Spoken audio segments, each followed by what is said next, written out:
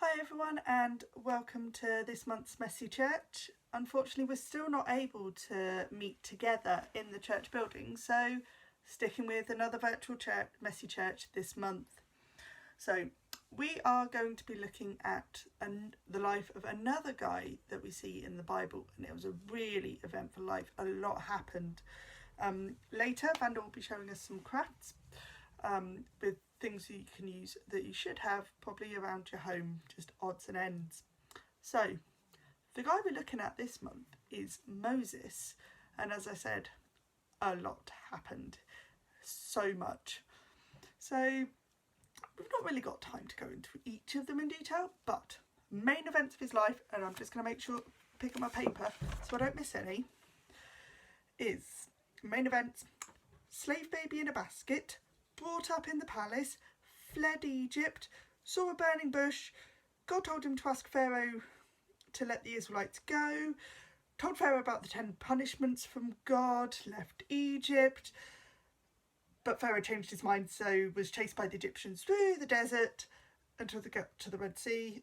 God got them past the Red Sea by moving the water so that they could walk across on dry land across to the desert. Wandered around the desert for years. Israelites moaned and moaned and moaned. God answered their moans again and again and again. God gave Moses some rules to help the Israelites know how to live for God.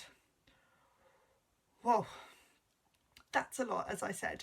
And if we went into every one of those in any sort of detail, we would be here all morning. And I don't know about you, but I want some time to do the craft. So we're just going to look at 2 of them in detail in particular. So, and in these ones that I'm picking out, they really show that God cares for his special family. So if you want to find out a bit more about Moses' very eventful life, then do check out Exodus in the Bible, in the Old Testament, and it's got it all there. You can also probably find loads of videos on YouTube and various other places that go through all of the events in Moses' life. If you find any great ones that you think other people would love to see, do stick them on comments on Facebook or under the YouTube video, this one you're watching. So first of all, we're going to start off with one of them, and that is the burning bush. So Moses, working in the field, was a shepherd looking after his sheep. Ordinary day, nothing spectacular about it. He was all on his own and he's walking along, checking his sheep out, and then he sees in the distance a bush burning. Now, as you know, fires can be really dangerous. Fires in the wilderness, out in the forest, or even just in the desert where there's not much around, they can get huge. They can really spread. So dangerous. And they can cause so much damage. But this one wasn't. Moses had a closer look. There were flames, there was smoke, there was heat, very hot. But when he looked closer, he could see the leaves underneath, still green, still blowing around in the breeze, in the flames, as though they were had a bit of a breeze. The branches were still brown and strong and holding them up, not withering away into ash. But the fire was still there. Now, Moses got a bit closer. This is a bit odd, don't normally see this. And as he was getting closer, he heard this huge booming voice. And the booming voice was, "I have heard my people cry. I have seen their tears. I have come to rescue them." It's amazing.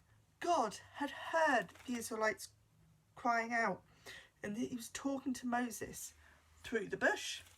It's in the bush. So definitely not a normal bush on fire. So God continued on. He said to Moses, "Go to Pharaoh, tell him to let my people go." Now, Pharaoh, he's the sort of king of Egypt back in those times. he wasn't a nice guy. Not at all. He did not like the Israelites. He'd completely forgotten about all the history with the Israelites and the great things they'd done. Now, they were just slaves. They did all the work that the Egyptians didn't like to do. Building stuff, cooking, cleaning, all that stuff. So the other issue was Moses was quite a shy guy. He didn't like going and being in front of people and talking to people. So he really didn't want to go see Pharaoh. He was so scared. But God said, "Go, I will be with you." So God had heard the Israelites asking for help, crying to God for how everything was. And God cares for his special family. So he used Moses in his plan. So Moses went to Pharaoh and really not sure. And Pharaoh just laughed in his face. "I'm not going to let all our slaves go. No way." Moses has said, "Well, there's punishments. God said he will send punishments. He'll send 10 punishments if you don't let his people go." So, as you can imagine, Pharaoh's like, "Don't believe in God. God, no, don't care. Not my thing. So, no, I'm keeping the Israelites. They're staying. They're working for me." So it went in a pattern. Moses would warn Pharaoh that if he didn't let God's people go, there'd be a consequence or a punishment. The punishment would happen. And Pharaoh would say, "If you get rid of the punishment, then you can go." God would get rid of the punishment. Pharaoh would change his mind. "Yep, you're staying." And he'd make them work harder and harder and harder. Now this pattern went on and on and on. It happened 10 times, as I said, and each time the Pharaoh made them work harder and harder and harder. Each time the punishment from God got worse and worse and worse, until the last one. And the last one was the death of the eldest son in each of the Egyptian families. Now, as you can imagine, the whole of Egypt was crying, so sad. Pharaoh was crying. And he said, "No, that's it. Go. Go. I've had enough. It's horrible. Go. Just go." So the Israelites went. And they got a bit of a distance away. Bit of distance between them and Egypt and Pharaoh, until Pharaoh changed his mind. There was no one left to clean his clothes, you see, no one to cook his dinner, no one to build the pyramids. So he ran after them. But God cares for his special family, and so he made a way for them to escape across the Red Sea that they got stuck between, and he continued to show them the way to go. All the way through the desert for years, continued to show them because he cared for them and wanted to show them how to get to their special land. He never left them. So, as I said at the beginning, even though God had shown throughout history, from the beginning of time, that he cares for them, time and time and time again, they continued to moan time and time and time again. Now, all around the desert they wandered, looking for the promised land that God had promised them and that he would give them. Each time they moaned, God sorted out their problem. He gave them food from nothing. He gave them water from rocks, all these things. And after he'd sorted out each of their problems, they'd be like, "Yay, God's amazing, God's amazing." And then they'd forget. And they'd try to do it all themselves again. And then they'd moan again because everything went wrong. They didn't trust God to continually care for them. And they think they didn't need him. They didn't need him at all. They could do it all themselves. until they got into a bit of bother, and then they'd cry out to God. So they all thought they could do a much better job than God. They'd all try and do it themselves. When things went wrong, they'd blame God. It was all God's fault. God didn't care for them. But God cares massively for his special family, and he knew that they would not have true happiness without him. And so he talked to them and showed them what he was like. He needed to do that. He needed to show them. So God called Moses to the top of a very tall mountain. It was spectacular, so tall. Little people at the bottom. I meant to bring a Lego man, I forgot. Little people at the bottom, and thunder, lightning, heavy clouds, really loud, really tall. So Moses went up the mountain to speak to God. All the other Israelites stayed down at the bottom. And God said to Moses, the message he gave Moses was, I want you to love me. I want the Israelites to love me more than anything else in the world, and to know that I love them too. That is the most important thing that I want them to know. The whole earth belongs to me, God continued to say, but I have chosen you as my special family. And I want you to live in a way that shows everyone else what I'm like, so that they can know me too. So God continued to talk to Moses and continued to give him some more rules to help them know, the Israelites, to know how to live. We know them as the 10 Commandments when we see them as they're written in the Bible. And God gave these rules to Moses to help the people know the right way to live, to be happy, to be close to God, such as don't make pretend gods, don't kill people, don't lie, don't steal. He was showing them how life works best, how they could show other people what God is like. Now, to help them remember, God wrote them on 2 stone tablets for Moses to take down so they could have a look at them to remind themselves. But when Moses told the Israelites everything that God had said, they were so sorry and so sure they could do it. They were sorry they'd done all these things wrong and were so sure that they could follow all of these rules. There's only 10, it's fine. So sure they could do it. It was easy. No, and they did follow them for a bit. No matter how hard they tried, they always ended up thinking that they knew best and doing it their own way. So I'm going to hand over to Vanda now, and she's going to show us some of the great crafts you can do. So maybe pause the video, go and grab a drink, stretch your legs a little bit, and have a go at doing the crafts, and I'll see you on the other side. Hello everybody and welcome to Messy Church.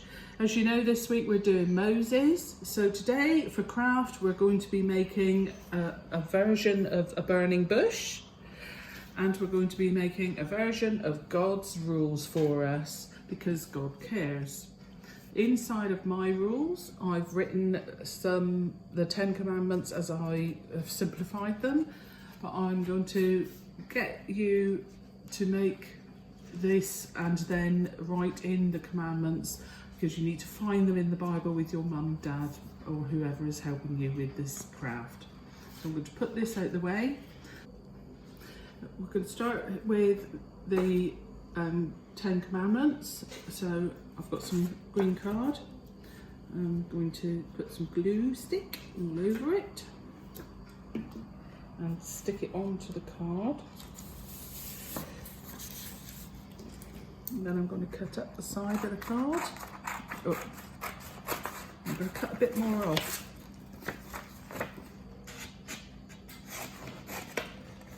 Like this. Put that out the way. And then we fold it in half.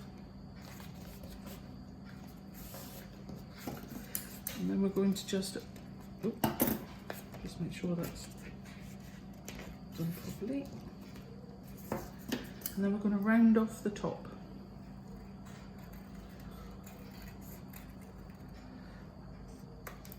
Now we can decorate this in any way you want to.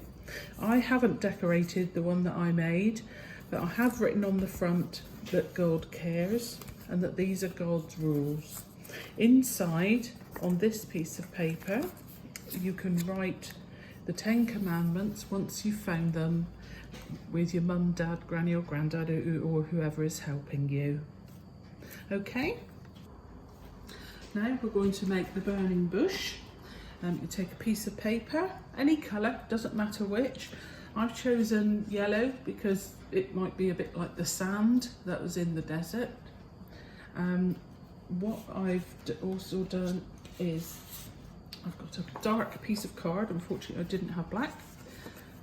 Fold it in half. The first thing that we're going to do is make the tree or the bush.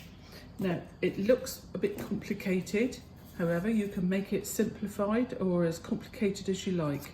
Fold it in half, cut up, and then shape the branches. You can make it a very simple one, like this.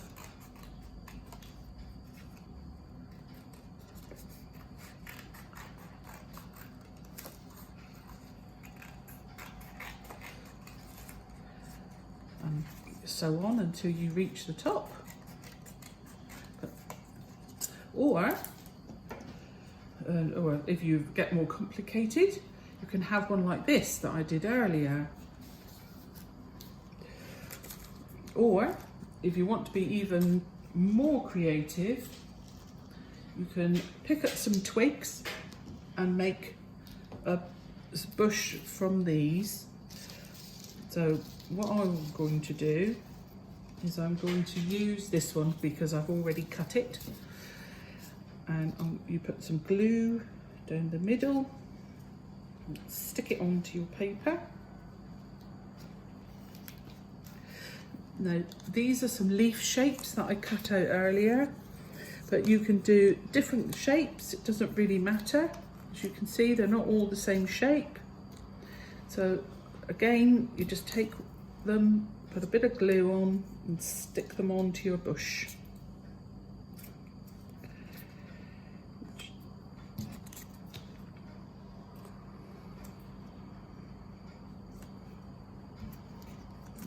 Put those on. There we go. This is right, that will do for a minute. I'll pop one in the middle and there we go. Next we need to make the flames. If we take some red or orange paper, and what I've done is I've folded a lip over, and as you can see, this is where I cut out the previous ones. And what you do is you cut around and you make a flame shape. Now I think because this is a little bit more complicated, for the smaller ones of you, you will have to ask mum or dad to help you, or granny or granddad, as I say, whoever's helping. So we make some flame shapes.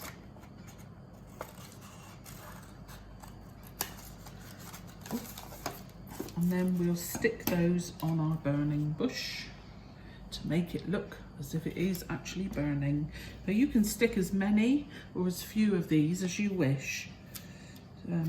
Or you can make multiple colour ones, or you can go and get some actual leaves that are orangey in colour and stick them on as well, just to make it look more realistic. And there we have our burning bush. Have fun making all your bits and pieces, and I really look forward to seeing all the ones that have been made up on our Facebook page. Take care now, bye. Thanks, Vanda. So, we left the Israelites really wanting to follow God's rules, but never managing it all the time. But God cares for his special family and knew that they wouldn't be able to keep the rules, wouldn't be able to follow them. And from the very beginning, from when God made the earth, his special people had tried doing things their own way time and time again. They were wanting to be in control. And God wanted his people to know this too, that they couldn't keep God's rules all the time, that they needed help. God didn't give them the rules for them to fail, knowing that they couldn't keep them, but to show them, to help them to see that they needed him to live their best life.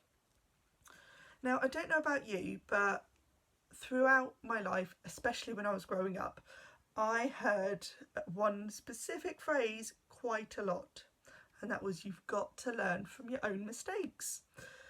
Now, this only tended to be with the small things, like learning how to do math sums, riding a bike, tying my shoelaces, remembering to tidy my room. But it was never with anything that was really dangerous, like skydiving or juggling with knives. Just the little things. And that was to show me that I needed help, that I couldn't do everything on my own, that I needed to have help from people, and that it was okay to ask for help. And that's exactly what God was doing here. Now, the rules that God gave are really important rules. It would help the Israelites lead the best life that they could. But if they didn't follow them, it wasn't the most dangerous thing. The most dangerous thing was living their life without God. The most dangerous thing was trying to live without him. Now, God had saved the Israelites from slavery in Egypt, and he'd saved them time and time again in the desert. But he had a plan. He had a plan to save his special family once and for all time. Not just rescue them after each time they tried doing it on their own, but once and forever rescue for all time. The rules couldn't save God's special family then, and they can't save us now. Only God could save them then. Only God can save us now.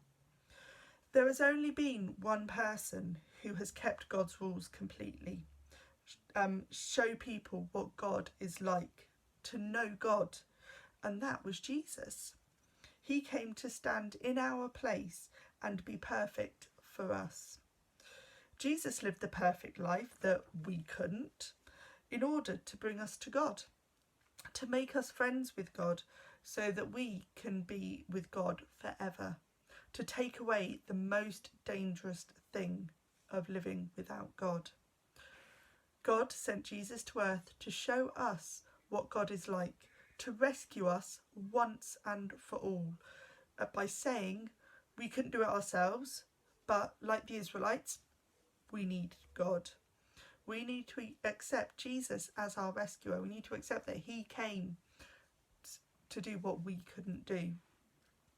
So, as we finish, please do join me as I pray. Thank you, God, for sending Jesus to be our once and forever rescuer. We're sorry for all the times that we tried doing it on our own, and please help us to ask you for help and to accept Jesus as our rescuer. Amen. Thanks for joining me this morning, and it was great to look at the life of Moses.